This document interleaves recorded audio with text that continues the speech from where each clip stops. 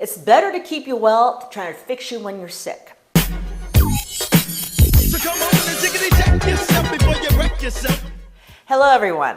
Today I want to touch on the subject of how do you find a good chiropractor. Now some of you have been to chiropractors, some of you have never been to chiropractors. So I want to give you some guidelines on what you should be asking and what you should be looking for. But before I get into all of that, I'd like to give you some information on the history of chiropractic so you have a really good understanding of where we came from and how we can help. So it all started in 1895. Daniel David Palmer, also known as D.D. Palmer, founded the profession of chiropractic in the United States. D.D. always knew, he had a supposition, there's something going on between the spinal column nerves and organ function and body function. One day, he found a janitor who fell and he has spontaneous deafness set in. So D.D. said, let me see if what I'm thinking has any merit. So he adjusted this janitor, Harvey Lillard, and hearing came back. He was like, I'm onto something. So he kept studying and creating and getting more and more information on how the body works structurally, neurologically. So as he was growing the profession, D.D. and the doctors back then were vehemently opposed by the medical profession, but covertly, not overtly. Fast forward to 1976, an antitrust lawsuit was set and filed against the AMA. There were 5 plaintiffs. The main plaintiff was Dr. Chester Wilk.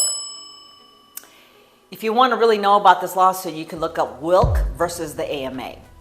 So it started in 76, and he filed a lawsuit stating that the AMA had a written agenda to contain and eliminate the chiropractic profession. Are you kidding me? Why would they do that? Well, unfortunately, it was found that there are a lot of people that were getting better under the help of chiropractic care that were not needing to get surgery or to have to take a lot of medication. So Dr. Wilk, with his 4 other doctor plaintiffs, filed a lawsuit. This lawsuit dragged on and on and on. It took about 17 years. So originally filed in 1976 that the AMA was out to eliminate and destroy the chiropractic profession and defame and slander the efficacy of chiropractic. So in 1987, the judge on the case, finally in 87, right from 76, 11 years, dragged on. He wrote a 101-page opinion finding the AMA guilty of wrongdoing, of exactly what was being charged. So the AMA, of course, appealed. So it took 3 years, and then the Court of Appeals also found that the AMA was guilty. So they had to pay. So guess what happened? They took it to the Supreme Court of the United States. So on November 26 of 1990, the U.S. Supreme Court upheld the decision of the appeals court, which upheld the decision of the original court on the antitrust lawsuit of Wilk versus AMA. Chiropractors sued the AMA for libel and slander, and we won. Ooh. And it finally got settled and paid out in 1992. Rumor has it, it was in the severals of millions of dollars, and in 92, that's a lot of money. Why am I telling you all this? There's a lot of people with, I think, a misunderstanding of chiropractic or no understanding of chiropractic. And all the old school MDs have this opinion of us based on the AMA's erroneous propaganda that they are spewing out there. So chiropractic is a profession that is in the realm of physical medicine. What does that mean? Medical doctors give people pharmacology scripts. So if you have a symptom, like you have acid reflux, you get given omeprazole or a drug like omeprazole to suppress the acidity. If you have a headache or a migraine, you get given Imitrex to block the symptoms. If you have restless leg syndrome, you get given Resperdal. So if you have depression, you get given Prozac. I'm naming all these names, but they're not the only drugs.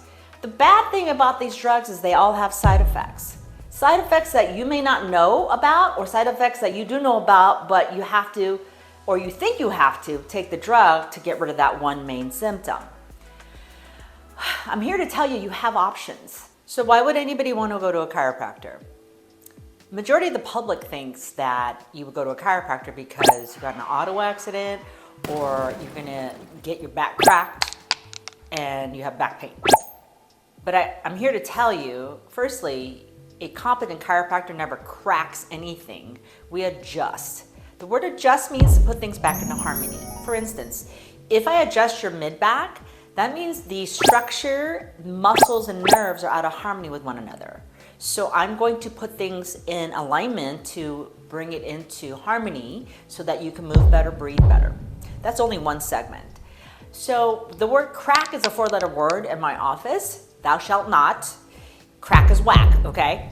So studies show that getting your spine adjusted can improve your neuroregulation. What does that mean? That means your nervous system's ability to send signals and transmit signals from brain to body, body to brain. That's very, very important because if your brain cannot send signals properly to your heart or to your stomach or your legs, any region that the nerve's supposed to flow to is blocked or trapped, then you're gonna have less function or a state of dis-ease. That means not comfortable. That left untreated for a long period of time is gonna turn into disease. Tracking with me on that? So it's important to get motion back into the system wherever possible. Proper health comes from proper mechanics of the spine, not patentable pills or shots. So getting your spine adjusted not only can improve your nerve flow, it can improve your mobility, it can improve the brain-body communication pathways, it can improve your mood and your energy. So how I want you to find a good doctor of chiropractic to help you with your physical issue so they can give you physical solutions is I want you to first make sure this doctor typically takes an in-depth history on you. Where your body's been, what kind of trauma history, what kind of lifestyle. They need to understand you fully before they do an exam. Because that's what I do. I make sure I understand you and your case history before I go and do my exam.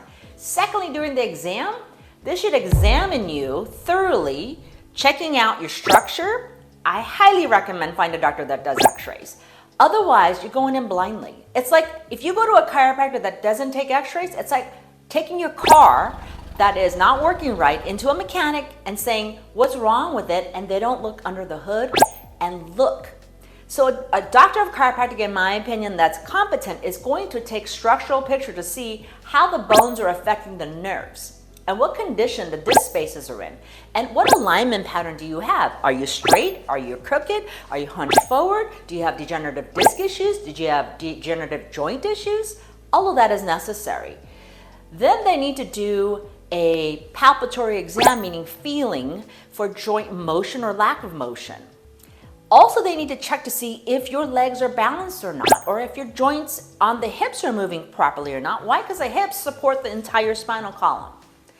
So after that entire series of exam, and by the way, the x-ray should not be just of a local spot of where you have symptoms. It should be a global pattern from neck to hip area in the front and neck to hip area in the side. We want to see all the bones, not just partial bones. From that information, the doctor should be able to put you on what's called the corrective plan, meaning let's fix it. Stop doing Band-Aid or patchwork. That's why some of my colleagues have a bad reputation of, and I never got fixed. I went forever and I never got fixed. I'd like to say I'm happy to report pretty much 75% of my patient base is all maintenance care people, meaning they've gone through the corrective process, stabilize their spine and structure, they've learned how to have a healthy lifestyle regimen at home, and then they stay strong, healthy, and happy without drugs and without surgery. So ask questions of how the exam process goes, ask questions of how the care process goes. A good doctor of chiropractic should always have in place systematic re-exam and progress exams throughout your care plan. And there should be a definite beginning and an end to corrective care. You should graduate once your spine is stabilized. After that, you go on to what's called elective wellness care. Just like a dentist, I go to a dentist every other month. Why? I want to keep all my teeth the day I die. A lot of my clients see me on maintenance care about a couple times a month. Why? Because they want to stay moving well and feeling well. So it's more of a proactive approach to health instead of reactive. When you have a symptom, then you do something. It's better to keep you well than trying to fix you when you're sick. I hope you understand that mentality. So hopefully you've got some understanding of how to go ahead and pick a good chiropractor, and I will see you on the next one.